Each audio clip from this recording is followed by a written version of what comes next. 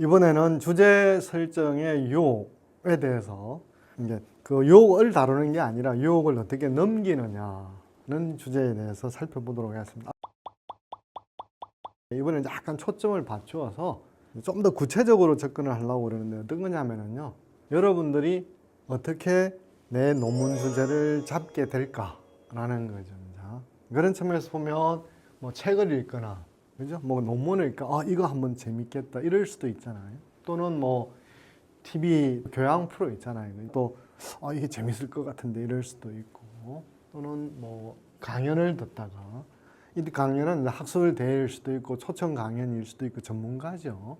또 그분의 이야기에 혹하다 보면 나도 좀 저걸 하면 좋지 않을까라고 생각을 할 수가 있습니다. 뭐 여기에 예시를 들은 게 꼭 여러분들이 논문 주제를 잡는 데 있어서 결정적이거나 세 가지가 전부 다다라고 말할 수는 없죠. 그러나 여러분들도 뭔가 어느 동기가 있을 거 아니에요. 그죠? 당신이 왜 이 주제를 연구하려고 해요? 또 이 주제를 왜 학위 논문 주제로 쓰려고 해요? 어떤 분은 대학원 진학하기 오래전부터 이런 거 해보면 좋겠다라고 생각하는 분도 있을 수도 있고, 그렇죠? 또는 뭐 진학하고 나서 뭐 학술대회든지 강연을 듣다가 또 하실 수도 있고, 또는 대학원 진학해서도 한참 동안 주제를 잡지 못하다가 또 주위 사람들하고 뭐 할까 나는 뭐예요 뭐 이러다가 또 잡을 수도 있는 거잖아요. 그러나 우리가 이제 어떤 다양한 동기에 따라 논문 주제를 이제 설정할 수 있는데, 지금 뭐 가장 많은 사람들이 주제 설정할 때 빠뜨릴 수 없는 게 인공지능이 아닐까 싶어요. 왜냐하면은 뭐 학문적으로나 일상적으로나 또는 TV 등 여러 언론 매체이든지 간에 하루에 뭐 인공지능이라는 키워드가 들어가지 않는 경우는 없지 않습니까? 그렇죠. 하필이면 우리가 지금 이 시대를 살아간다는 그 조건이죠. 조건에서 이런 주제를 듣게 되죠. 이 주제를 가지고 내가 이제 논문을 어떻게 쓸까라고 할 때, 물론 인공지능 자체를 가지고 이제 인문학의 예술에 진출한 사람이 쓰기는 어렵죠, 그죠? 그런데 그걸 인공지능을 끌고 와서 인문학이든 예술의 주제와 어떻게 이제 결합을 시켜서 쓸까 이렇게 되는 거죠. 지금은 눈만 뜨거나 그죠? 귀만 열어두더라도 이거랑 이렇게 연결하면 되지 않을까라는 생각이 상당히 자연스러운 거죠, 그죠? 자연스러워. 그럼 이제 이런 주제를 가지고 내 연구 영역으로 끌고 왔을 때 뭐 인공지능이면 인공지능과 사람, 그죠? 이런 거 결부시키던 뭐 어떻게 결부시킬 수 있죠, 그죠? 그러면 또 인공지능은 지금 현대의 이슈이지만 동양 고전 속에서 인공지능을 어떻게 또 결합을 시켜볼까 이렇게 생각할 수도 있는 거죠, 그죠? 그래서 제가 이제 말씀드리는 거는 우연적인 측면도 있다는 거예요. 우리가 인공지능이 판치는 세상에 안 태어났다면, 살고 있지 않다면, 만약에 살고 있더라도 초등학교라면 인공지능과 내 영역을 연결시키려고 하지는 않겠죠. 그러나 이제 지금 대학원에서 과정에서 논문을 써야 되니까, 또는 사회적으로 다 인공지능이라고 말을 하니까 그런 우연적인 요소가 들어와서 이 둘을 어떻게 이제 결합을 시킬까라는 거죠. 오늘 초점을 두고자 하는 것은 뭐 과로 연결되는 것 중에 하나인데요. 이 과를 연결시키는 문장의 조언은, 첫 번째는 X의 A와 B고, 두 번째는 이제 X와 Y의 비교라고 할 수가 있습니다. 자, 그러면 밑에서부터 보면은 X와 Y는 전혀 다른 거잖아요. 그죠?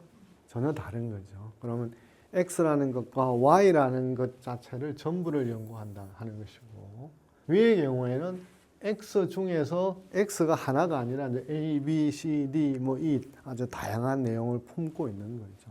범위는 X를 넘어서지 않는 거. 요거는 X를 넘어서는 거고, 요거는 X를 넘어서지 않고 X라고 하는 다양한 요소 중에서 이제 두 가지, 뭐 세 가지에 주목을 하는 거죠. 자, 그러면 여러분들이 1과 2 중에서 어느 게 어려울까라고 하면, 당연히 이제 어렵다라고 하는 거는 공부할 분량이 연구할 대상이 많으면 어려운 거죠. 물론 또 이것도 어려울 수도 있어. X 자체가 어려우면 하나 하는 것도 어려울 수도 있어요. 그러니까 이제 꼭 뭐 후자다라고 말할 수는 없지만 이제 A 자체가 워낙 극소 분야에 그죠? 또는 극소수만 아는 거라고 한다면 다른 영역의 사람은 뭐 암호 같잖아요. 무슨 소리인지를 알 수가 없으니까 전자가 어려울 수도 있어요. 그냥 방금 말씀드린 거는 통상적인 맥락에서 한 주제의 어떤 두 요소보다는 두 주제를 이렇게 연결하는 것 자체가 이제 어렵다. 그 기준은 다른 게 아니라 연구 대상이나 연구 범위가 자연스럽게 늘어난다는 거죠. 그러나 사람들이 이런 게 멋있어 보인다고 생각해요. 그죠? 사람은 옷도 멋있게 입고 싶고 자기 하는 행실도 멋있게 하고 싶잖아요. 그럼 글도 멋있게 쓰고 싶잖아요. 그러니까 이런 게 유혹이라는 거예요. 멋있게 보인다고 해서 그게 나쁘다는 뜻이 아니라 그 책임을 자기가 감당할 수 있으면 물론 하면 돼요. 그러나 이제 처음에 이걸 하면 좋겠다라고 생각했지만 그거는 생각 단계잖아요. 논문은 생각 단계만으로 진행되는 것이 아니라 그잖아요. 생각만 가지고 논문을 쓸 수 있는 게 아니라 뭐 선행 연구를 분석한다든지 이런 구체적인 과정으로 나아가야 되는 거잖아요. 그리고 절대적으로 시간이라고 하는 거는 뭐 한 학기, 1년 또는 뭐 4학기 한정되어 있고 그 범위 안에서 분석을 하고 내 주장을 전개하려고 그럴 때 뭐 너무 멋있는 쪽에 치우치지 말자라는 거예요. 다른 사람들은 뭐 3, 4년, 4, 5년 만에 쓴다는데 나는 10년 쓸 거야.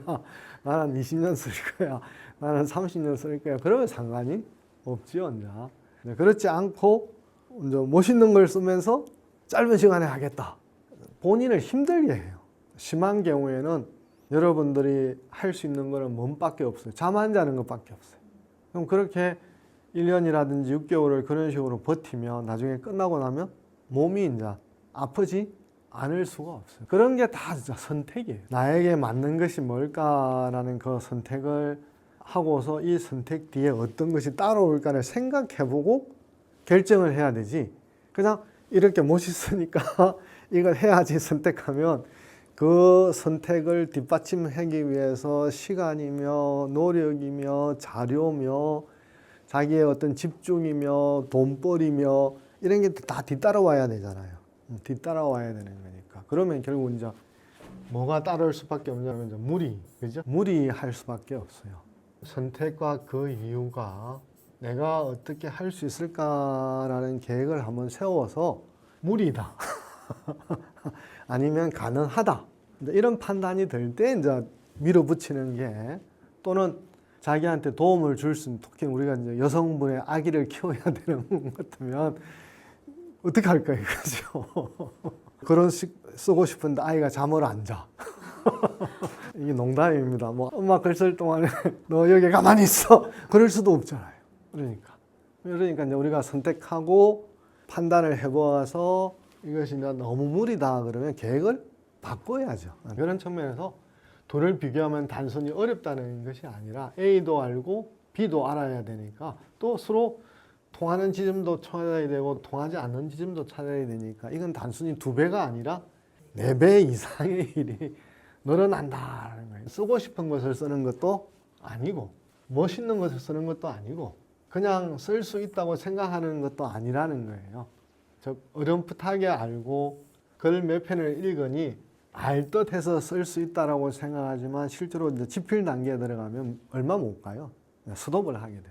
이제 그러면서 이제 지지부진해지죠. 지도 교수가 어떻게 돼? 그러면 그냥 글쎄 말꼬리를 흐리고 쭉 이어가지를 못해요. 반드시 이제 요거랑 반대가 돼야 되겠죠, 그죠? 잘 알고 정확하게 제대로 엄밀히 쓸 수 있는 것에만 집중을 하자. 저는 그 과정을 다 겪었기 때문에 이렇게 되면 뭐 100%는 아니지만 어떻게 되리라라는 걸 알기 때문에 참으세요. 그만하세요. 다른 거로 바꾸세요. 줄이세요. 이런 말을 하는데 왜 내가 쓰고 싶다는데 왜 쓰지 말라고 그래요. 쓰지 말라고 그러는 것이 아니라는 거죠. 말라는 게 아니라 그런 과정을 겪어서 한 단계에서 볼 때 당신이 이런 주제를 고집하게 되면 지금의 학습 상태에 비해서 엄청난 어려움이 뒤따른다. 그러니까 할 수 있는 걸로 범위를 조정하자는 맥락이지 제가 뭘 누구를 미워하거나 싫어해서 하지 마라 그랬어요. 또 불확실하고 개념이 맞은가 하면 또 자신이 없잖아요. 그럼 또 그것도 지워야 돼요. 우리 가시가 많아요. 가시랑 가시, 긴가 민가, 쓸까 말까 이렇게 미심쩍으면 자신 있게 계속해서 쓸 수가 없어요.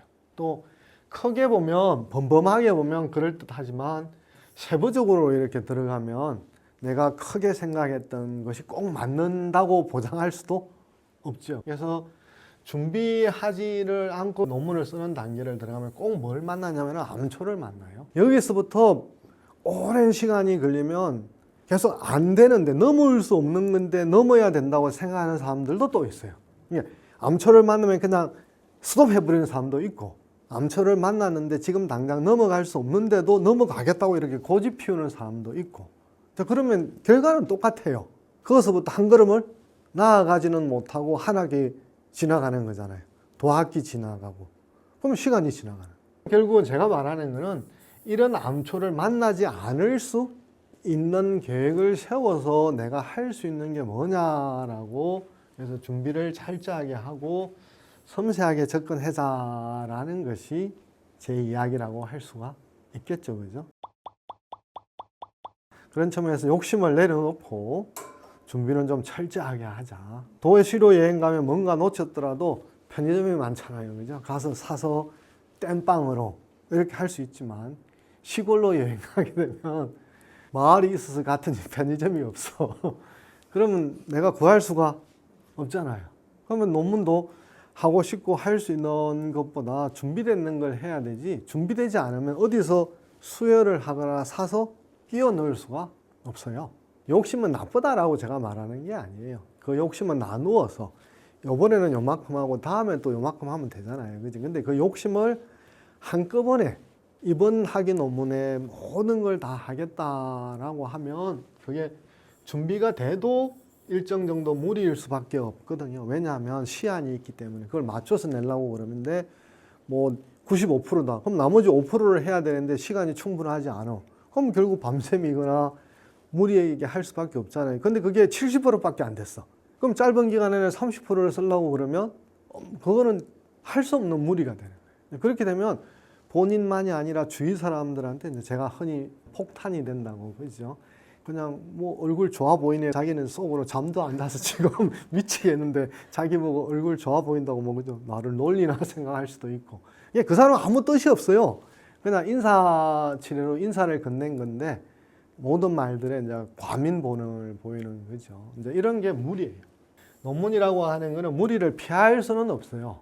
피할 수는 없지만 이 무리라고 하는 게 내가 일정 정도 노력해서 또 참아내서 견딜 수 있는 무리가 있고 전혀 극복할 수 없는 무리가 있다. 그렇게 할 때 아무리 계획을 잘 짜더라도 어느 지점에서 무리할 수밖에 없는데 극복할 수 없는 무리를 하게 된다면 나중에 이제 지쳐서 나가 떨어지면 다시 출발하기가 그만큼 어려워요. 한번 하다가 심리적으로 좌절을 한번 겪으면 다시 일어서려고 그러면 많은 기간이, 특히 제가 제일 무서워하는 학생이 이런 사람들이죠. 그죠? 잠수 타버리는 거. 그러니까 연락하면 연락도 안 돼요. 자기가 용납이 안 되니까 주위의 관계를 끊는 거죠. 그런 생각보다는 좀 준비를 철저하게 하고 뭔가 욕심이 있더라도 쪼개서 이번에는 요만큼 하고 다음에는 요만큼 하고 이렇게 슬기롭게 접근을 한다면 논문이라는 과정에 끝까지 갈 수 있지 않을까. 또 너무 멋있는 유혹에만 매달리면 힘들어서 중간에 포기하거나 잠수 탈 가능성이 많다라고 말씀을 드리겠습니다.